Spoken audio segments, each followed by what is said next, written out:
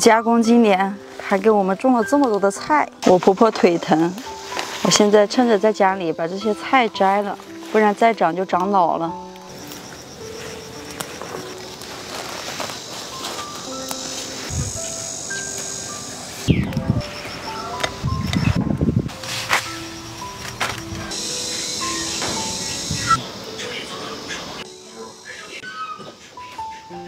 如意奶奶，这哪个丝瓜是我鸭子种的？这就是我的儿子，你爸爸推的。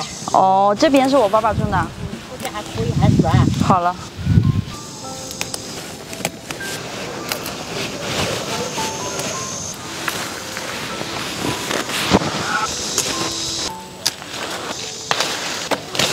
这个大的也摘回去吧。如意奶奶说可以喂鸭吃。你看，都长这么老了。 种这么多菜，自己都没吃上2口。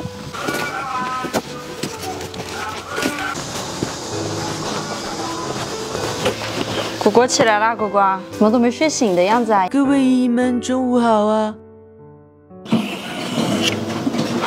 以后你看这个里面有个啥哦？来，坐这里来，让你叔叔拍一下你。丝瓜，那些叔叔阿姨都想你了。看他现在要站了，坐下去。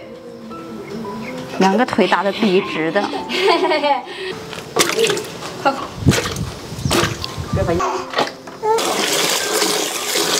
我鸭子种的这丝瓜跟黄瓜一样。家里面还剩了好几只鸡跟鸭，过事情的时候剩的。今天炒一只鸭子来吃。这个好像。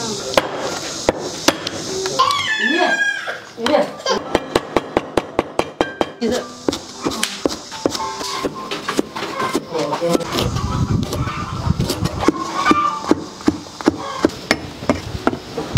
理解果果现在应该能吃饭了吧？可以给他喂饭了吧？煮软一点他就可以吃啊。炒丝瓜啦，果果，妈妈炒丝瓜啦。鸭子活着的时候最喜欢吃丝瓜。 所以他自己种菜就种好多丝瓜。还有是哪里找东西？你就做任何大菜就用啤酒熬，厨艺不行熬出来的也好吃。把子姜放进去，辣椒放进去，应该好吃，闻着都很香。好香啊，看得我都饿了。吃饭啦！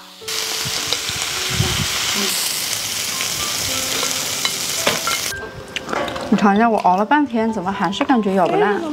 它是个嫩鸭子啊，还行，是不是？还可以。好吃，好吃啊！那个棚子那里还有好多丝瓜。如意奶奶说要到地里面才能摘到，还好穿的筒子鞋去的。